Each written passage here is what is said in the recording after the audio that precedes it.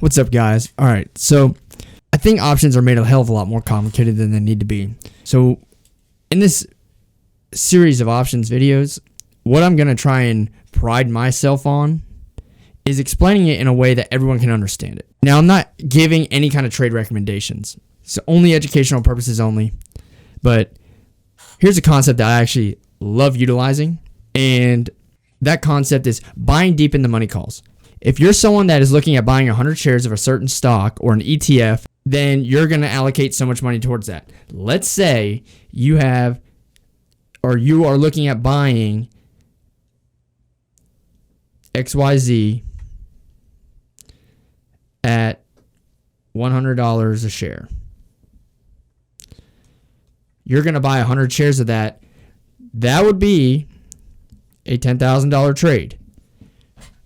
Your risk and max loss is $10,000 if that stock goes to zero or ETF goes to zero. What if we bought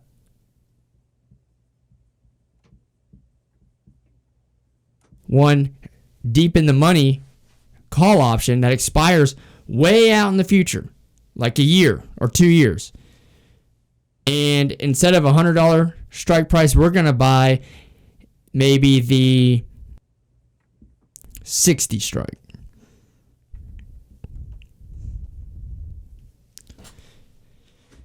Why do we want to go deep in the money? Well, the further in the money you go, the less time value is left on the contract. Which means if we can buy this 60 strike at $4,100, which would be quoted as 41, like that. If we understand intrinsic and extrinsic value, then we would know that extrinsic value is the amount of time value left, and intrinsic value is how far an option is in the money. And then you look at the premium, and it's based off the premium, right? So we know how far is this in the money? Well, 100 minus 60 equals it's $40 in the money. The option is quoted at 41. That means there's only $100 of time value left, and there's $4,000 of intrinsic value. What you're doing is you're buying the spread. When you buy a deep in the money call option, if you go back far enough, you'll see that a lot of these have hardly any time value left. So you are just literally buying the spread between this. So you would pay $4,100 for a $4,000 spread. What do you get for that? Well, the delta on these, and if you watch my other video, I talked about how delta is equal to shares.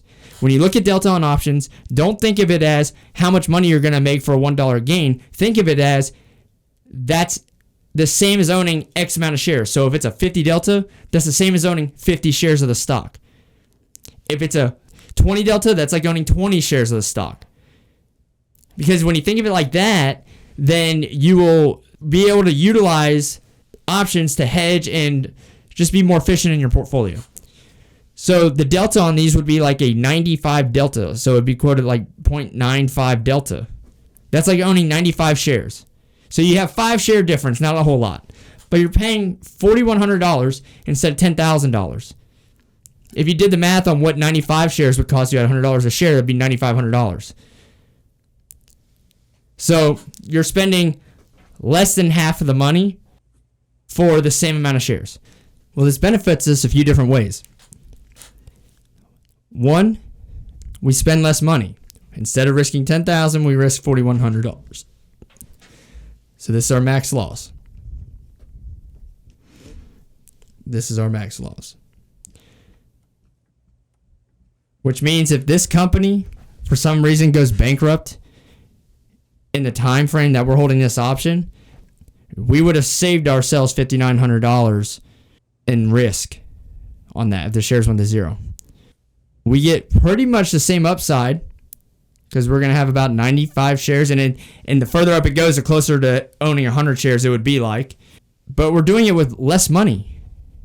We only have $100 in time value, which means that if the stock stays flat, let's say we buy this 1 year out or 2 years out, and the stock's still trading at $100, we'll lose $100 of time value. The contract is still worth $4,000. We then, at expiration, can decide, do we want to still purchase the stock, or do we just want to sell this for the $100 loss and move on? If we want to purchase the stock, then we just put another $6,000 into the trade and buy the full 100 shares by exercising the contract. So when you look at options, when you buy options and you're looking at like exercising options, you don't want to exercise an option if there's a lot of time value on it. But if there's no time value on it, then exercising it doesn't matter if you're actually wanting to own that stock, because you're not giving up any extra value, right? And if we're only losing $100. So there's a $100 difference. If you're looking at a $10,000 trade, a $100 difference is 1%. So, you have to weigh, how can I make my portfolio more efficient? I like utilizing this. The other thing you can do too is you can sell calls against 100 shares, or you can sell calls against this. It can work the same way. So you can still do a covered call strategy against it. So we have two scenarios here. Even though I just went over the buying deep in the money calls, I laid this out to just give you like a blind example. And you decide which one would be better. So it doesn't matter what the time horizon is. It can be 1 year or 2 years. And if it's a longer time horizon, you would just go back at the options chain and look at whatever one you would want to purchase. And you would utilize the one that has, least amount of time value, that's within your price range, that is going to give you, similar amount of upside as owning 100 shares. So in the first example, we have a cost of $5,200 that we're putting in for the trade. We have unlimited upside, but we're going to earn, at first, it's going to increase over time, 95 cents to the dollar. Our max loss is $5,200. In example 2, we have to put up $9,000 in capital. Again, unlimited upside.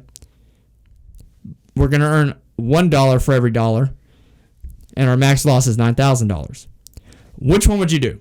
So that's just showing, the advantages of picking the right options and utilizing certain strategies. So what are some variables you would look at when you're wanting to enter into a trade like this, when you're wanting to actually maybe buy a deep in the money call option? There's a few different things. If you watch my other videos, I have one I talked about, IV percentile.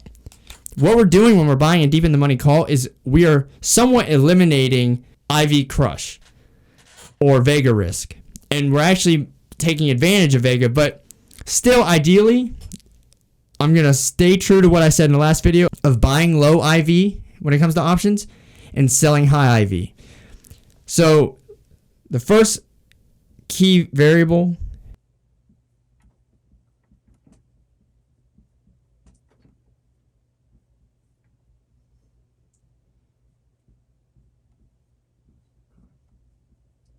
is the IV percentile below 50%. Why? Because that allows us to take advantage of Vega increasing the time value of the option when implied volatility is reverting back to its mean for that underlying position. If we buy it when it's high, if we have minimal time value, like $100 in time value, we're going to lose value on that time value because of Vega, but we're not going to lose a whole lot. Now, delta will be changed slightly. If implied volatility falls, we'll actually have an increase in delta. So if we have a 95 delta, maybe it goes to 97, 98. So that benefits us, but we do lose the time value on the option. That's why we want to buy it far enough out of the money where there's hardly any time value left. We're not worried about, the loss on the time value. So key variables, again, IV percentile below 50%. Depending on what size of the underlying you're trading, we want as little extrinsic value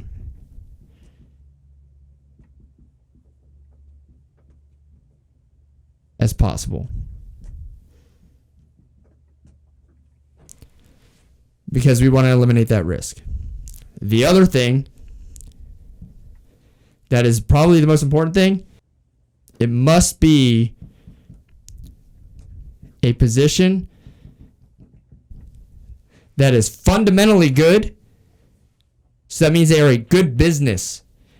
We're not utilizing this to speculate. We're utilizing this as an investment strategy to invest money, okay, but to properly utilize leverage so we can get returns with less money. We're being more efficient on good investments. So it must be a position that we want to own.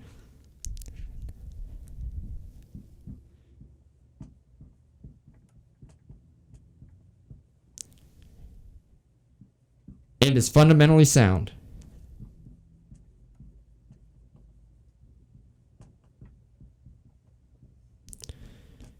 And that all just goes back to eliminating risk. Different kind of risk. If you can help control it, then why not? Why not buy a company that has a good business model that will be around, that you're bullish on, that is expected to grow during the time period that you're going to invest in and put any money into, okay, and do it in a position that you want to actually own. So here's some other examples on scenarios you could run into.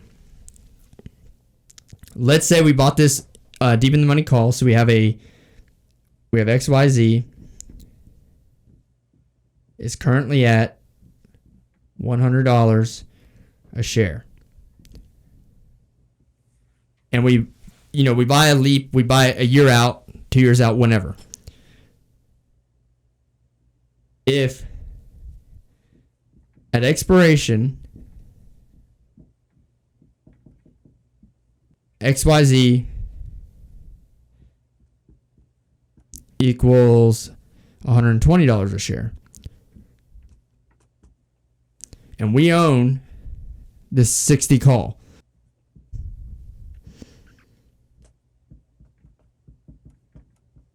if it's at $120 a share,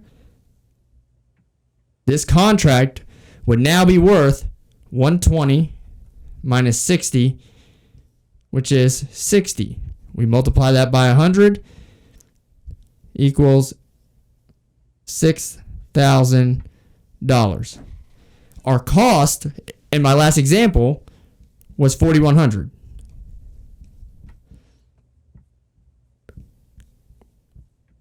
So we made $1,900 on our $4,100.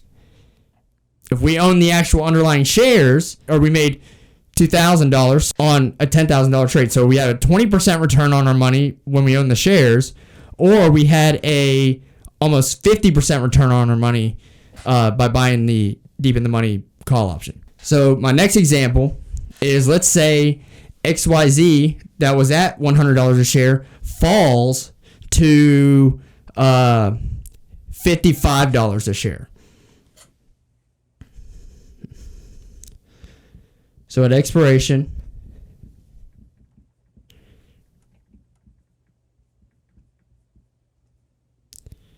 XYZ is now at $55 a share.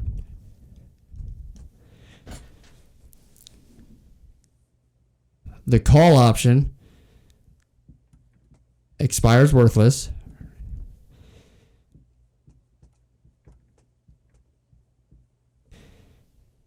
For a loss of $4,100 that we paid. Max loss. If we own the shares,